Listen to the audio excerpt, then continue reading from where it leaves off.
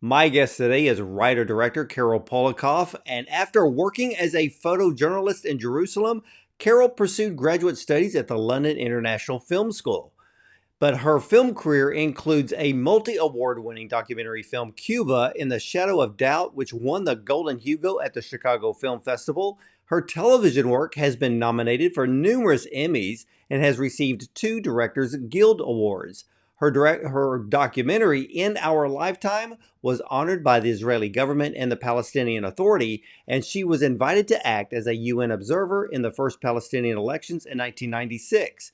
While she produced the Israeli feature, The Death of My Father in Cinema 2, which was an official competition at Cannes in 2020. Now, Carol was also a producer on the Academy Award nominated Tell It Like a Woman. But we're here to talk about her newest feature film, the wonderful Speak Sunlight, which is set in Spain in 1965, follows the life of an American writer, Jolis, as he awakes to a vivid central world and grows up emotionally. So, ladies and gentlemen, let's welcome writer-director Carol Polakoff and her newest feature film, Speak Sunlight, to the show. Welcome, Carol. Thank you so much for the utterly sunny and warm welcome. Well, you're very well. You're very welcome. And now I understand that you are a co-writer on Speak Sunlight. Is this story based on a true story? It is. The author, Alan Jolis, he was a friend of a friend, and I'll make it short, but we as filmmakers, you probably have the same situation. Someone calls you and says, you've got to meet this person. They've written something. It's going to be a fantastic movie. And, you know, I wasn't such a big shot, so I wasn't a snob. So I said, okay, it was a reading in a bookstore in Paris where I was living. And I went and sat on the aisle so I could get out of there. And within 5 minutes, I was in tears. I've never had that before at a book reading or since. And so I really connected with the material. It's his story, his life as a teenager in Paris, and what he lived in this one very, very momentous summer. And so as a result, I'll go on. I mean, just to clarify a little bit, I became very, very close with him. And in fact, you probably know this very well, when you have a life story in your hands, it's on top of everything else about the filmmaking process, it's really an enormous responsibility. It is, but you portrayed Alan beautifully in this film, but all the characters, this is one of the few films that I've actually seen this year that I loved all the characters in it. You know, there wasn't really a villain, so to speak, because this is a life story, but I could say beautiful 1,000 times, and I don't know if it would even touch the grandiose of this film, because this is what cinema has been missing for so long. You know, we've seen, Marvel and DC over and over again in the sequels, but this is the type of film that brings the beauty of cinema. Now, this story, of course, it's Alan. He's 15 years old, but he shows the signs of a boy who was really raised by the house staff, especially Maruja. He smokes, he drinks, a bit behind his parents' back. His parents showed him little attention, which is apparent in this film. But really, it was Maruja and Manolo who really were the ones who raised him, correct? Yes, and his home was in that kitchen where, as you said, and remember it's Paris, so they were sneaking gitane and giving him a bit of port and all of that. But that was a fun place. Upstairs, where his parents were diplomats, was a table of 20 people, one more, to him at least, boring after the other. And this kitchen was alive. I would say it was in Technicolor. You know, it was a very big, happy, very emotional place where he could feel like he could do anything, be anything. And, it's like grandparents or like godparents. You spoil, your parents are always a little bit more strident about things. But of course, what ends up happening is the big transference, when they decide, because of reasons that are very clear in the film, it's not a spoiler to give it away, that Maruja is spending her last, as far as she knows, her last summer on Earth, and wanted to impart things that she wanted to teach this kid who was really a son to her, all the lessons of life before she went. Yeah, So, when especially when they took off to Spain for the summer. Alan, of course, any 15-year-old kid can be this way with, quite a bit of rough edges. mhm, And Maruja, she, like you said, she adored him like a son. She yeah, didn't have children of her own, but in the true essence of the film, she was there really raising him, guiding him, right. teaching him, even way more than Manolo did. Manolo has his own little way, which was great to see in the film, but he has his own issues too. And Yeah. but all three rediscover something very special within themselves when they go to Spain. And the biggest thing that I noticed in this film was that the very essence of this picture was seeking forgiveness, correct? Yes, in order everyone thinks, we all do, in fact, about the future. We always think about tomorrow, and we try to imagine that what we can do is start from today. And in some cases, we can. I don't want to get too philosophical here, but in order to start and leave cleanly, you have to deal with the past. Now, I understand, Carol, that as forgiveness is a major element in this film, one of the things that I learned by watching it was that, especially with Maruja, when she would go into a certain shop, maybe it was a former friend of hers, it was her sister. The element of forgiveness was very interesting because even the other side had already forgiven decades ago. And then, but they, especially her sister, always thought about her every day. And and what kind of broke my heart was the lost years in between that really that was lost memories that could have been made. And and in a way, I think this film for a lot of people is going to probably move them to go seek forgiveness for those that maybe they've wronged in a way, and to maybe clear some things up. So I can see this film having a greater impact on the audience. Wow, it's not only insightful, but it really makes me happy to hear that.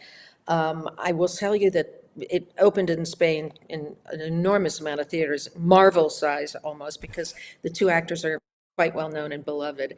That said, I cannot tell you how many people came up to me afterwards, to say that. And then when I had people that I knew and that got in touch with me, I still to this day, and it was a year ago when we went out, I still to this day have people emailing me saying, I really remembered that scene and I was able to kind of manage something in my life that was there, stuck before. And of course, we make films to have an impact. They're not always as deep or as wide as maybe this film tries to be, but it's always about walking out of the theater and saying, I've been able to live someone else's experience for a minute, and I think I can look deeper into myself and maybe make a couple of adjustments.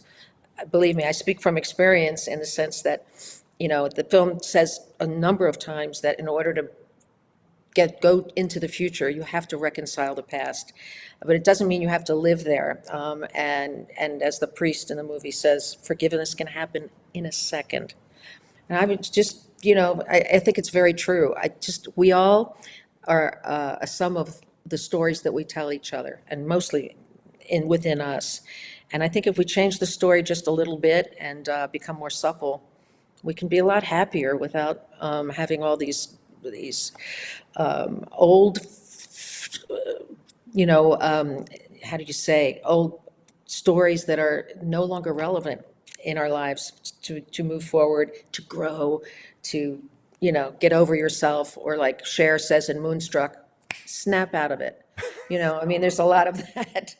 In this, it's of course a period of time and a place where communication and emotions and expressing yourself was in very, very short order in the Franco regime Yeah, in Spain.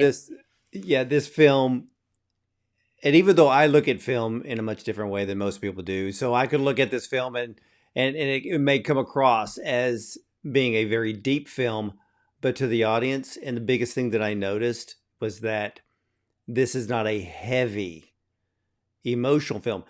You go along with all three main characters. It's an enjoyable ride. It really is. Yeah, there are some heartwarming, they're endearing, and some those elements of forgiveness in a few of the scenes, but it's not heavy to the audience.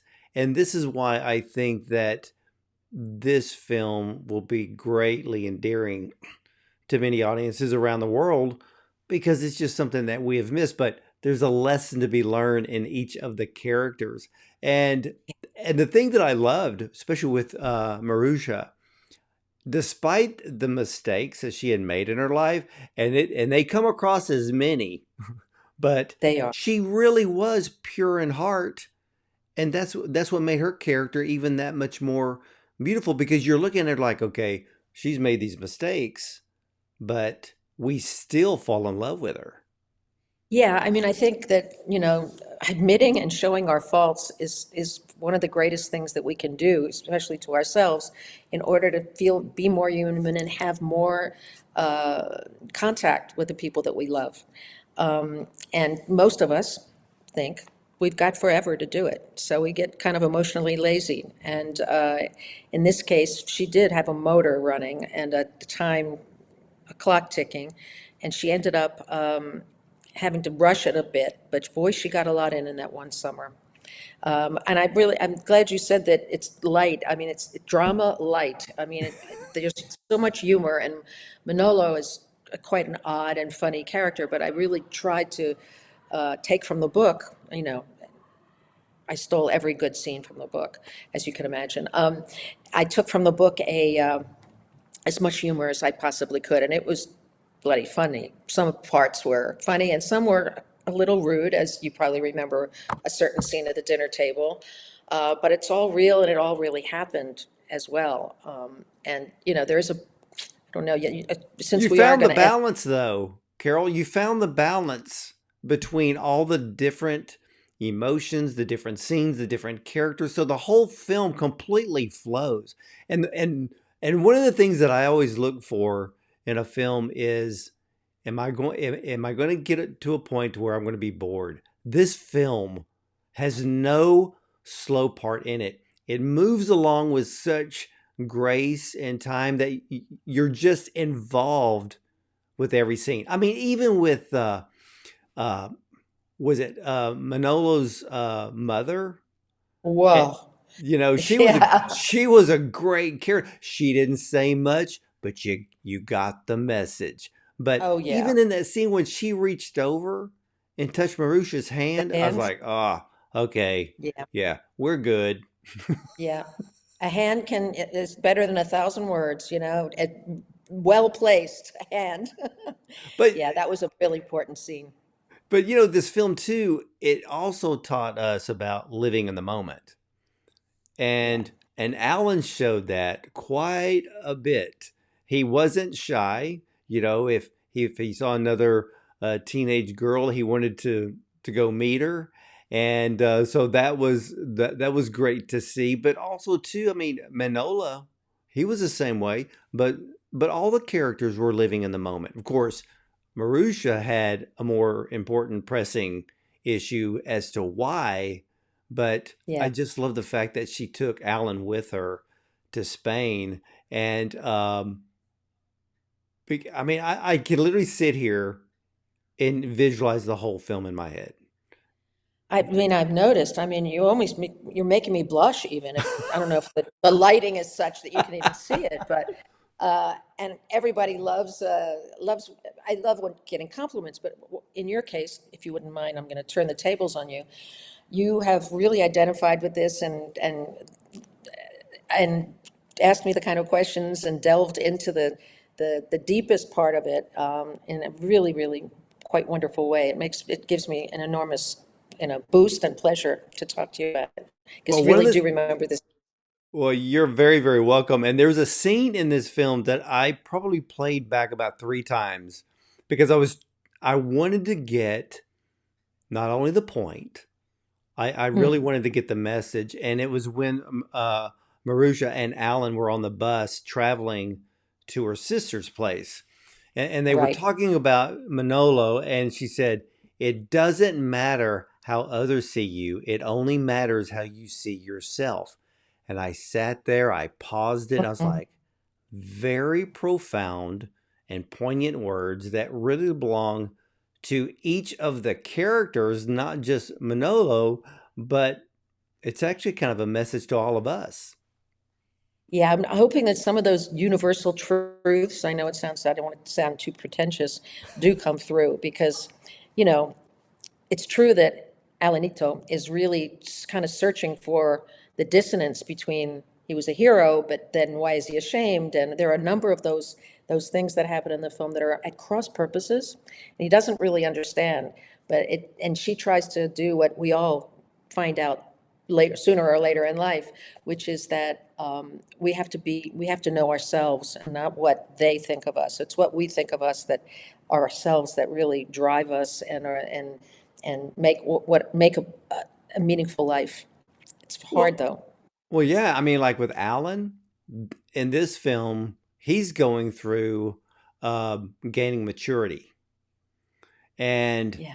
which you could see as the film moves along, and that's what makes it great. Now, and like you said, Manolo, he's dealing with being the hero in the past. He's come back to the homeland in Spain, but he still has this feeling of fear because he was basically afraid that if he just stepped foot on the soil, he would be recognized, could be That's right. arrested, and like one of the characters told him, "No one's going to recognize you. It's been 30 Yeah, years," it's and true. which was very, very true. But that's the It's thing about his character because you have, I mean, I could count just with the three characters, three main storylines, but then you have other storylines with the sister, the woman in the shop in which she kind of stole her boyfriend, and so yeah, there's all these little stories, but they work synergistically together to bring this whole story of Alan to life. yeah. Thank you for that. Adapting a book, as you probably know, is a tough order, and I had to leave out an enormous amount of backstory and colloquial things, which were just not to the point. So I had to realize, you know, the soup had to kind of, or the bread had to leaven. I don't know No, I know in the what you sense mean. It has to take time to rise. it has to take time to rise. And when you see what makes a good story, sometimes you have to give up on some of the things that were the absolute favorite things that I had in the book. I digress only because since this is not live, and you do have wonderful editors, did did you kind of realize what the backstory to this was? I mean, I was very close friends with Alan. I optioned the book, and again, I'm just saying this, even it could be off camera. I optioned the book 22 years ago, and a year after that, he died of a brain tumor. And on his deathbed, so I'm just giving you this, on his deathbed, I promised him I would make the movie. I had no idea how I was going to do it, when I was going to do it. I even made a crew jacket for him. I mean, it's extremely, kind of a bit, a bit much, but I really wanted him to know that I was going to do that. And for 22 years, I went after it, and there's a whole backstory with that. But then I realized that I wanted to direct it. And the only reason I really did that is because I felt like I swallowed the story. And I figured I'm going to be the best person to do it. If I thought for a minute that I at least couldn't do a decent job of it, I would have never done it because it's a very precious thing. But I will tell you that it made his life in my hand just a little more precious. The fact that I was doing it for him.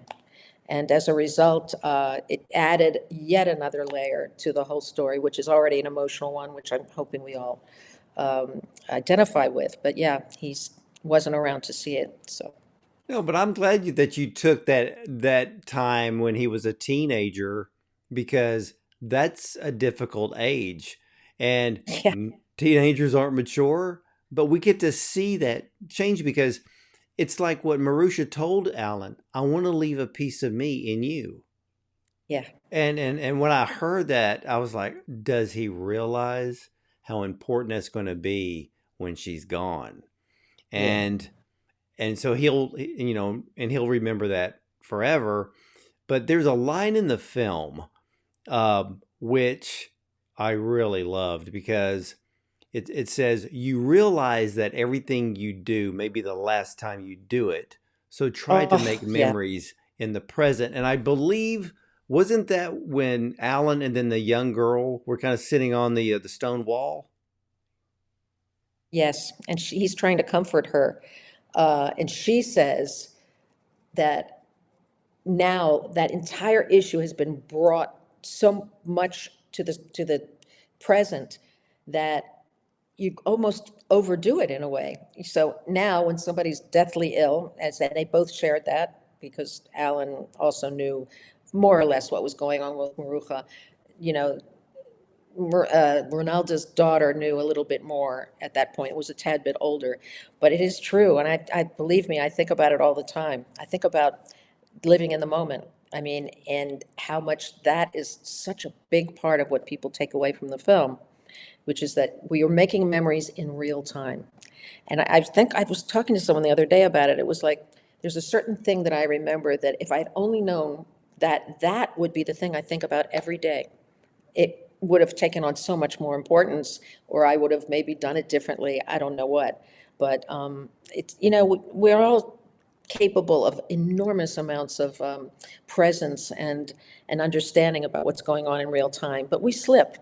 There's you go to a museum, and I'm thinking of a certain one that I go to in Israel, which is about all the people who were lost in the war, Holocaust Museum, more or less.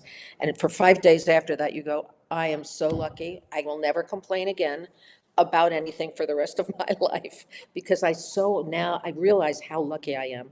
But human nature takes over, right? And you kind of bit by bit, you find yourself complaining about, I don't know, a toenail or something like that. Yeah. But I think that the more we can reel ourselves in to appreciating and every moment, and I know this sounds maybe super sentimental, and making sure that people in our lives know how we feel.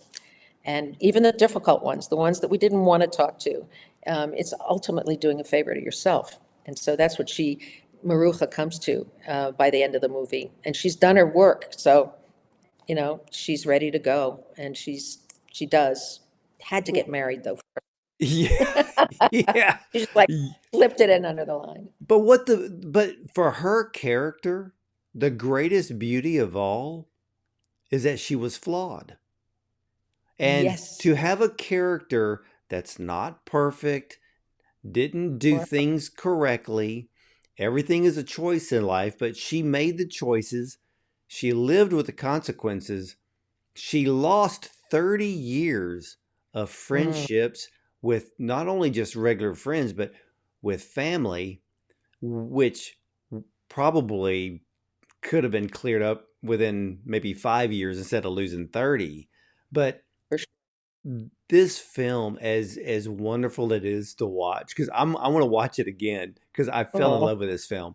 And it teaches the audience to live life, to forgive, uh, in some ways forget, uh, live in the moment. There's so many elements, and sometimes I wonder if Maruja, it's almost like she's a scene stealer in this film.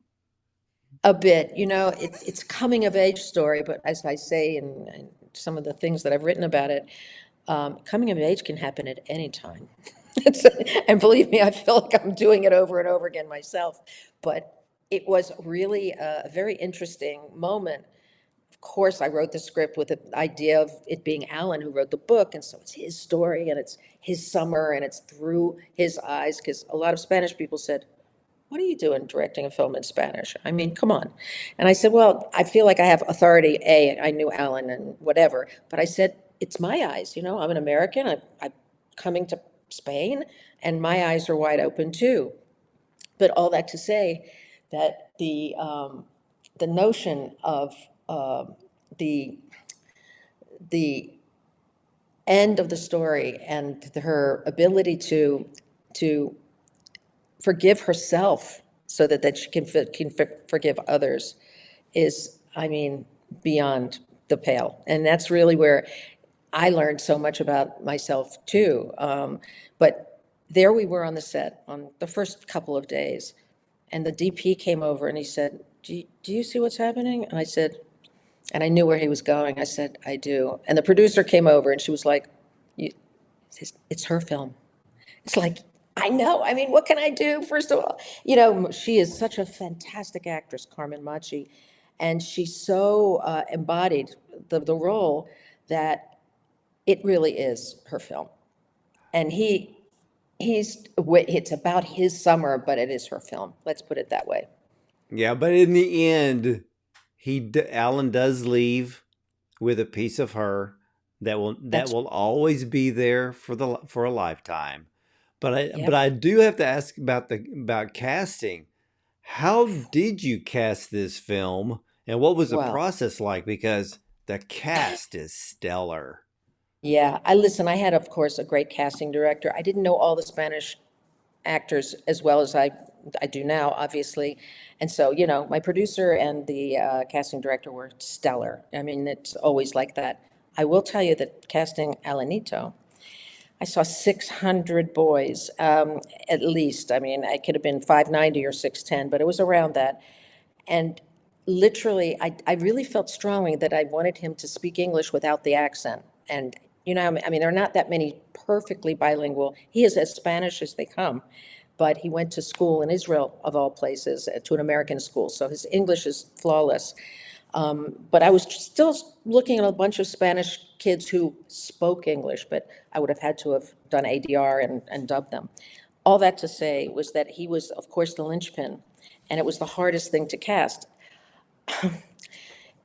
I knew it. He came in and he was 14, 13 and a half at the time, and that's a story in itself. And then the first thing he said to me is, well, I'm doing a play, and I play the grandson of a woman who's dying, and I really think I really understand your script as a result. And my heart just broke open.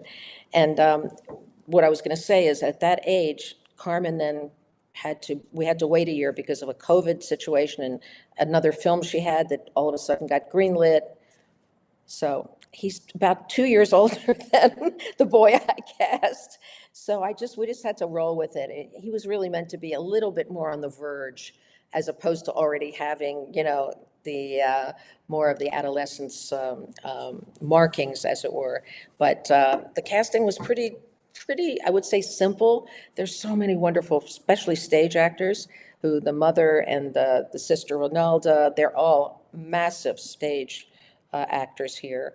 And then Carmen and Cara, you may not know, but they made literally the most successful film ever, and I mean ever, in Spain. It was called The Spanish Affair. You'll see it on Netflix. I mean, they did it 10 years ago. It was the most successful film in Spanish history.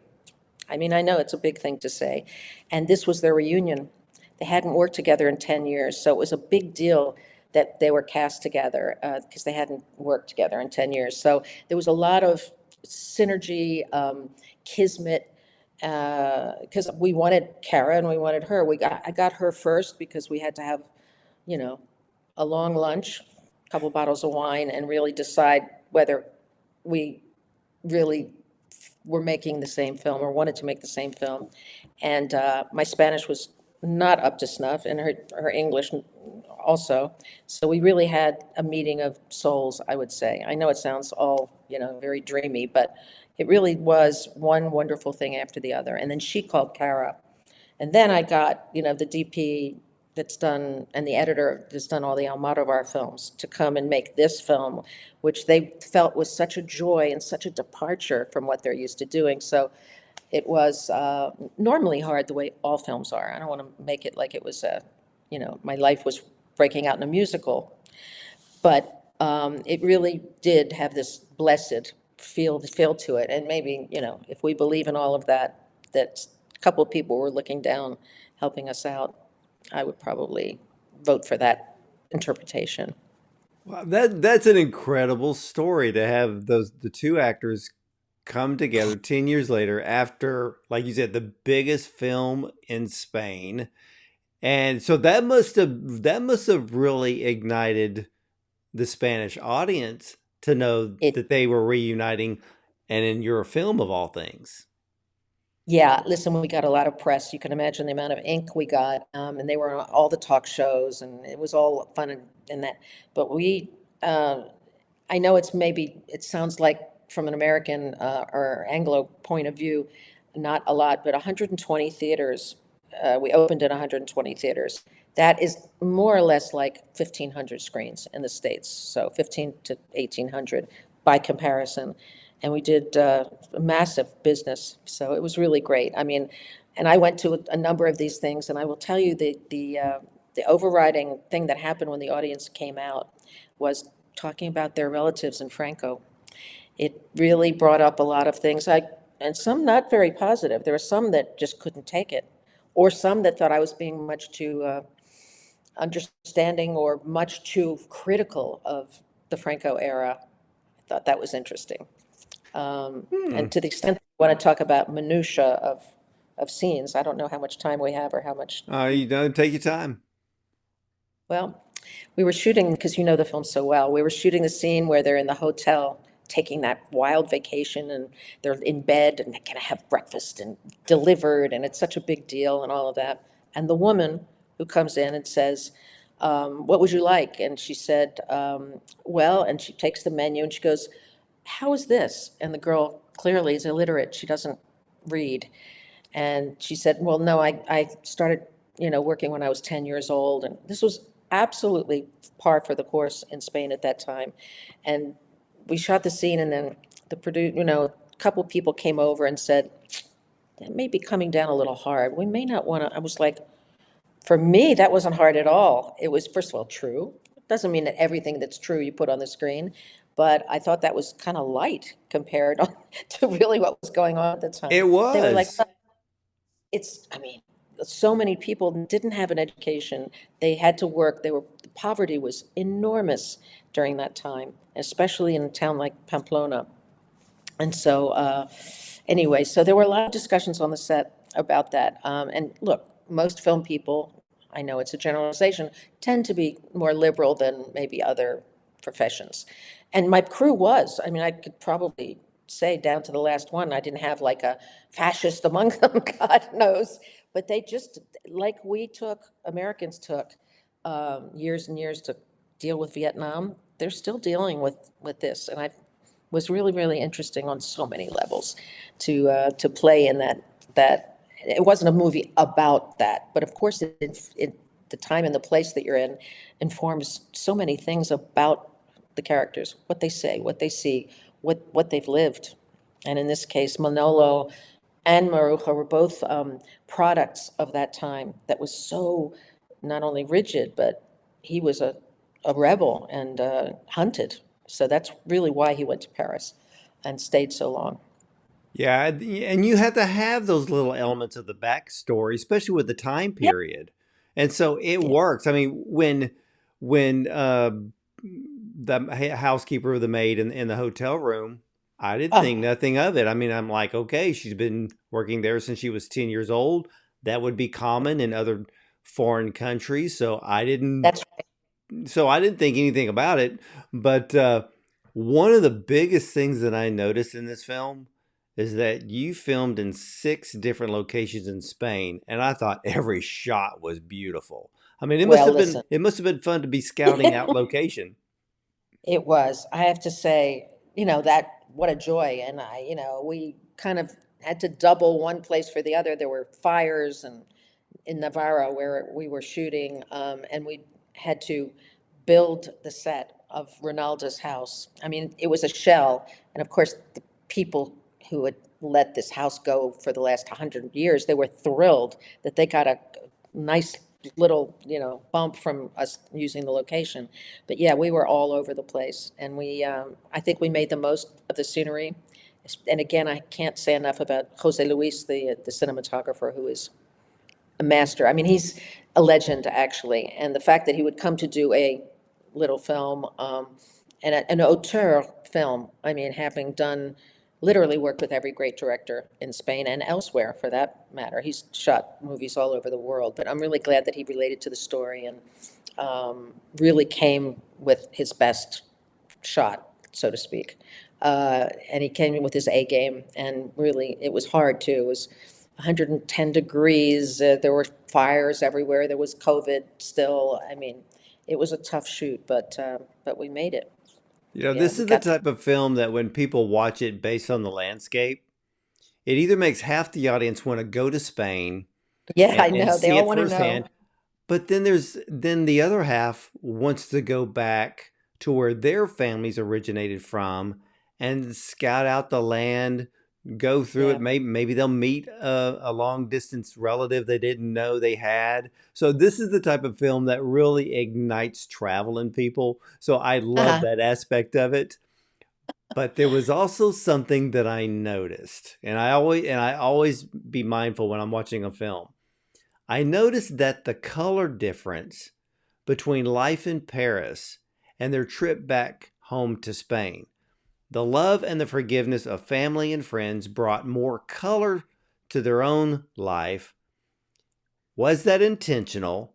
And then I also noticed that the kitchen had a much cooler, sterile colorization in the film compared to when they went to Spain.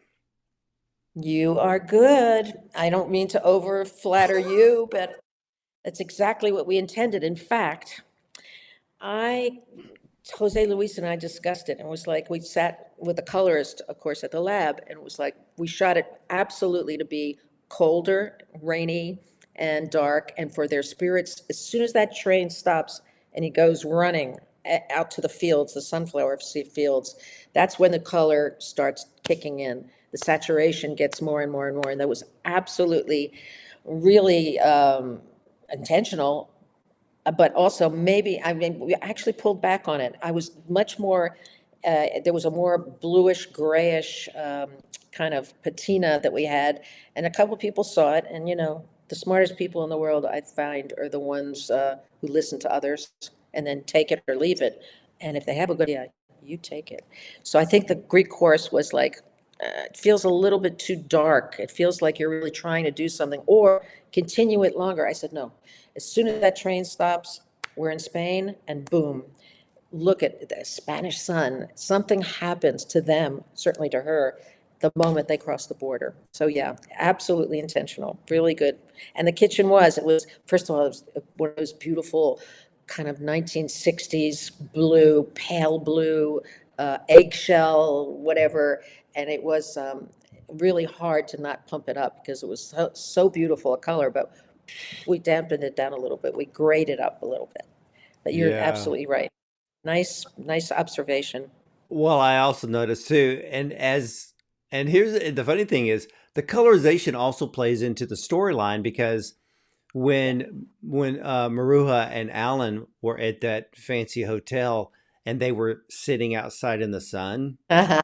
it was Yeah, Alan going, "Wow," because he was like, "Ah, this is way better than rainy Paris," and that's for and sure. and I was like, "Yeah."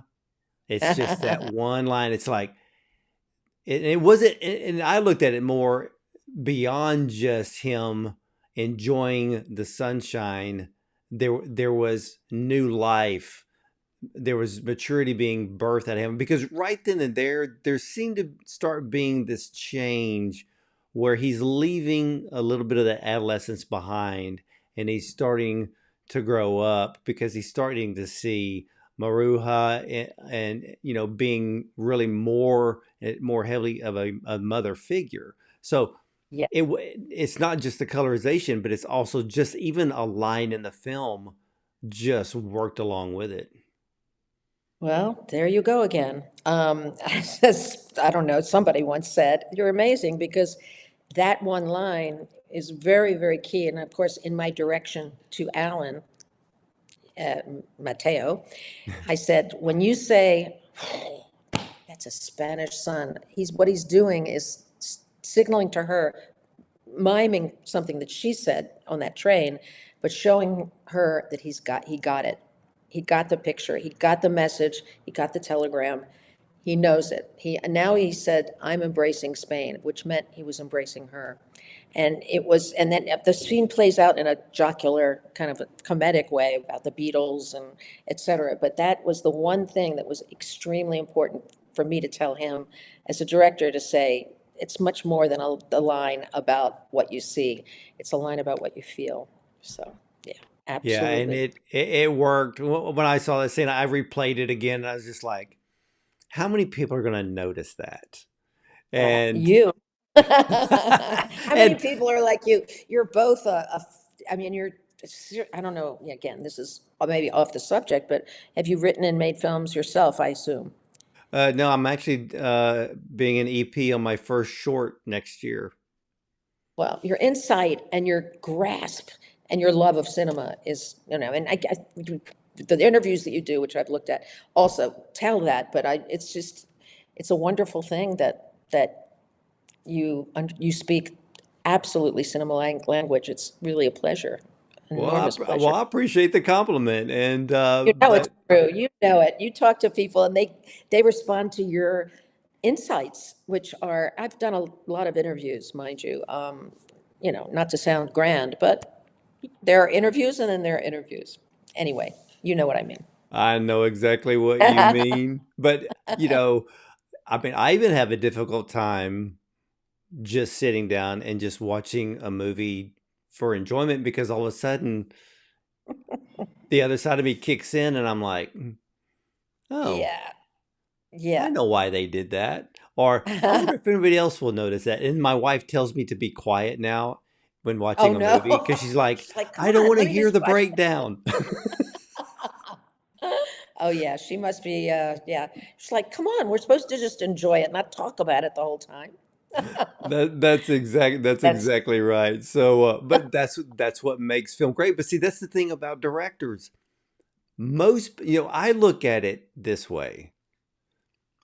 You have to look at a film like Stanley Kubrick made it mm, because you have to realize that directors are going to place things in a scene that are going to lead to another scene. that's Not right. that everybody's going to notice the little nuance or maybe the item on the table or the picture on the wall, but everything is there for a reason. I That's just right. feel like I'm just going to be the detective to find it all. It is, no, and nothing is casual about this process. You look through the frame and you'd say, you've got to look at every little thing in it. Of course, I mean, you can take it all together too far, but no, there's a million. I mean, that's what's so exciting about my making the transition from writing and producing to directing, is that, it's like I felt it was like opera, which is that it's just so many more layers of intensity also. I mean, it's not a job for everybody, that's for sure. And you either take to it and love the pressure and the problem solving, or you're like, okay, you know what?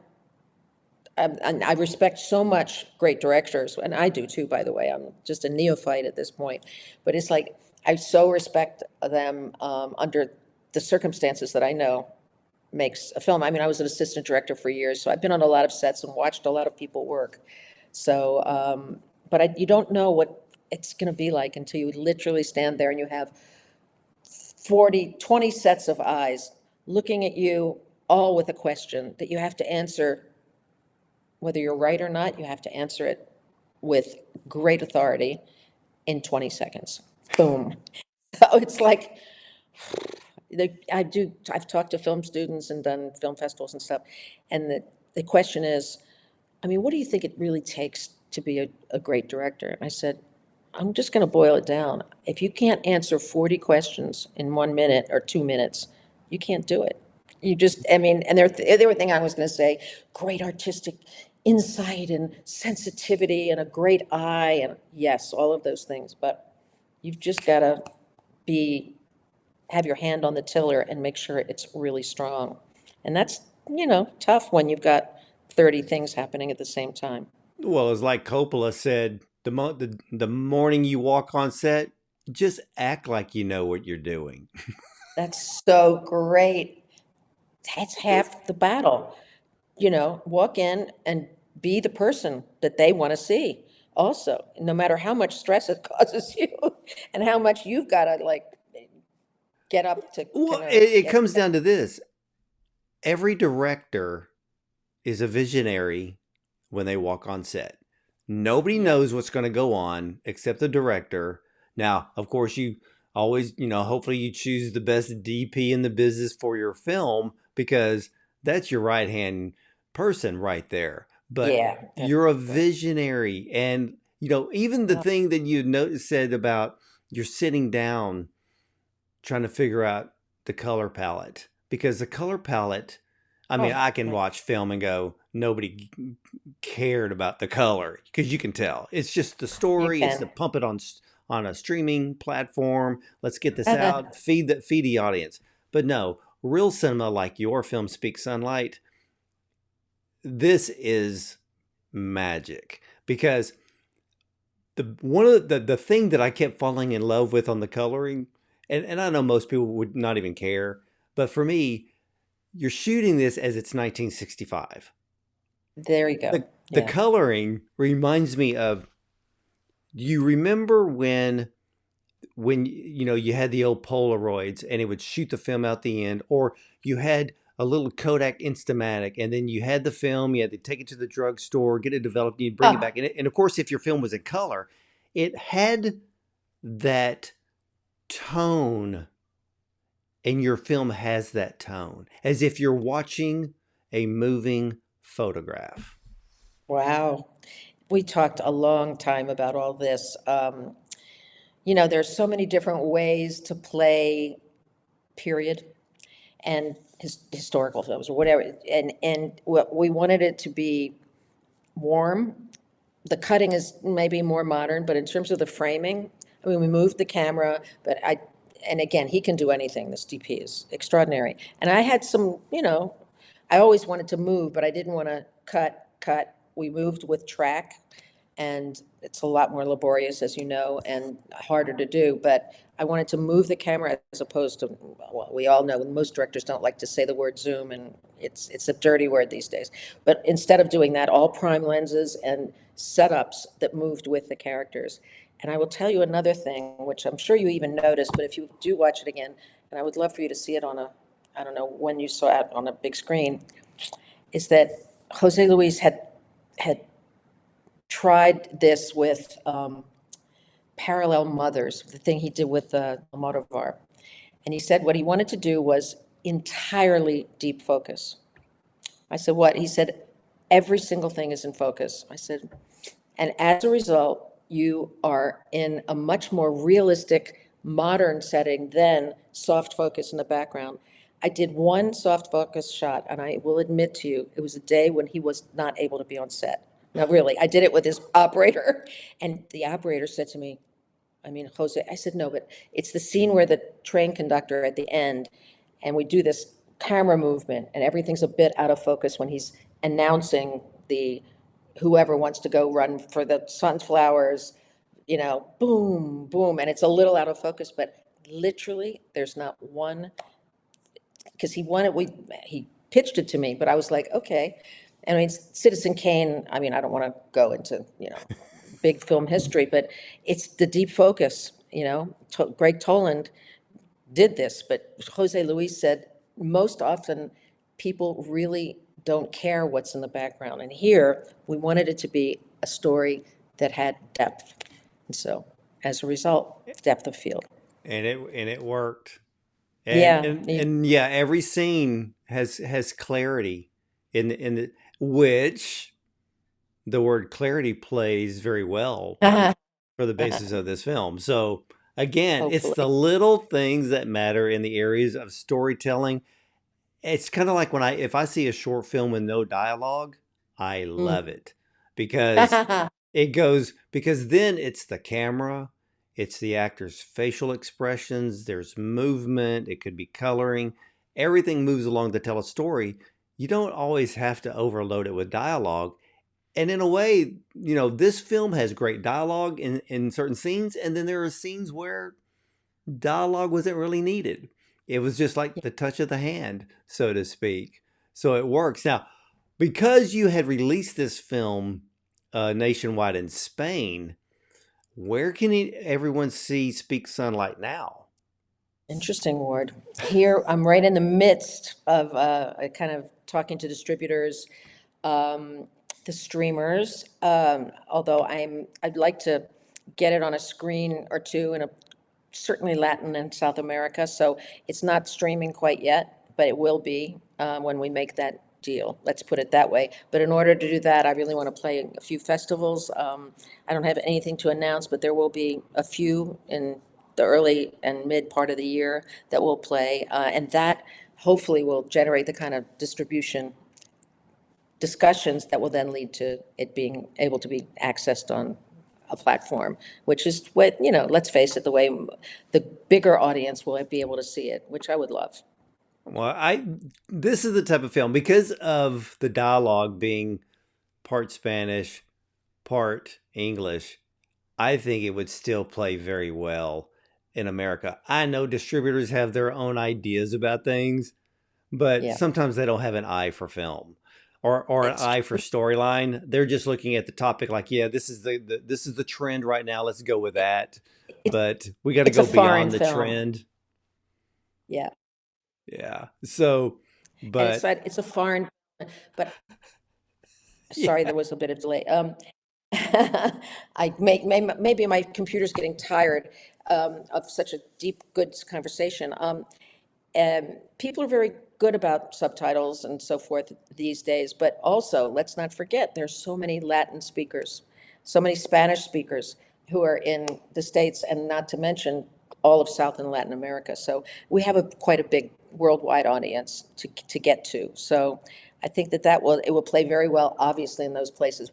Needless to say, Florida and Texas and Arizona and places like that. So we'll definitely be there. And in terms of LA, there is a possibility that, yeah, that it'll play and we'll be in a theater there. So that would be Well, great. I know one thing for any major distributor or studio, you need to be picking up Speak Sunlight because this is a film that needs to be in every theater, not only in America, but like you said, Carol, even in Latin America and South America as well, because this is the type of film that will reach so many people. But, ladies and gentlemen, Carol Polakoff's Speak Sunlight is a beautiful story that you must see when it's available. But after 30 years in exile, a couple return to their homeland, and Manolo and Maruja work as butler and cook nanny at the Jolis diplomatic residence in Paris. But Alan, at the age of 15, considers the kitchen his spiritual home, where he can laugh, misbehave, and get a shot of port or puff of a cigarette from Maruja. She adores and spoils him while his parents entertain scores of guests, paying him little attention. Now, Maruja receives life altering news that leads to a return to Spain after 30 years. And in the blink of an eye, they are on a train to Spain, and it's the time of de Gaulle and Franco and the Beatles. But secrets are uncovered, courage summoned, and at the end of the summer, everyone is changed. Now, Speak Sunlight is the type of film that cinema needs right now. Stories of family with past stories to uncover that have shaped the characters' present and will also shape their future. Everything about this film is beautiful. The story, the acting, the dialogue, even the cinematography, and yes, I noticed the coloring as it all works together in a very synergistic dance of real life, love, and loss. And again, this is a must see picture. Carol, I want to thank you so much for coming on and sharing the backstory as well as this wonderful film with me today. It has been an enormous pleasure. I think you can say that as an understatement. Thank you. And for your depth of understanding of the material, like it or not, whatever, you are a real cinema lover, and we love you for that. Well, I thank you so much, and I cannot wait to see what your next film would be. And Carol, Hmm. whenever you get done with the next project, you are always welcome back. Oh, that will be my first call. I mean that. Thank you Well, we'll so much be for. here. Oh, you're very welcome. And I had a great time talking about this amazing film. And ladies and gentlemen, again, Speak Sunlight. When it's available to you, you better take it from me as a full blown guarantee. You're going to fall in love with this film just like I did. Just like I did with great sincerity and honesty. This is a film that cinema truly needs today. So I want to thank all of you for watching, ladies and gentlemen. And as for me, you're either going to see me at the movies or from the red carpet.